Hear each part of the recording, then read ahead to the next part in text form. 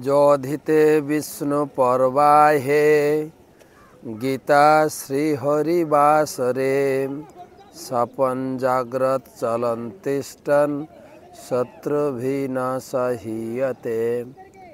जिनी श्रीहरिवासरे विष्णु पर्व दिने एकादशीते गीता पाठ करें तिनी जाग्रत अवस्थाय चलन अवस्थाय एवं घुमন্ত अवस्थाय स्वप्नेও शत्रुर भये भीत हबेन ना।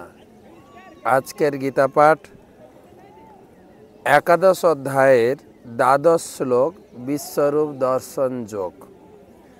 दिवि सूर्य सहस्रस्य भवेत् जुगपत् उत्थिता यदि भासदृश सा स्यात् भासस्तस्य महात्मनः।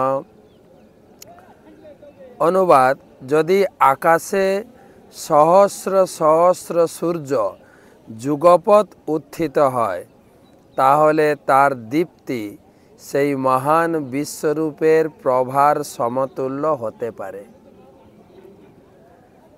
ভগবান অর্জুনকে সেই দিব্যরূপ বা বিশ্বরূপ বিশ্ব ব্রহ্মাণ্ডের তার প্রকাশিত স্বরূপ প্রকাশ করছেন, বিশ্বরূপ দর্শন করাচ্ছেন। গত দুটো শ্লোকে আমরা পড়েছি অনেক বক্র নয়নম অনেক অদ্ভুত দর্শনম।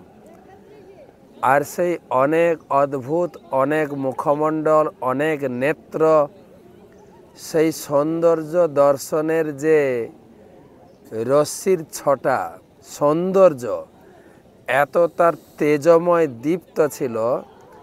এটা উদাহরণ দিচ্ছেন সঞ্জয়। তিনি ধৃতরাষ্ট্রকে বলছেন যে সহস্র সহস্র সূর্য একসঙ্গে যদি আকাশে উত্থিত হয় তার যে তেজ, সেই তেজের সমান তাকানো যায় না, চোখ ঝলসে যায়।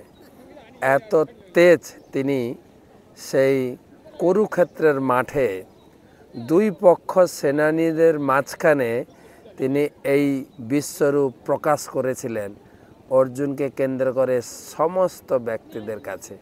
যদিও বলা হয় যে অর্জুন কেবল দিব্যচক্ষু পেয়েছিলেন, কিন্তু তার আভাস এরপরে আমরা শুনব কোন কোন লোকেরা দর্শন করেছিল।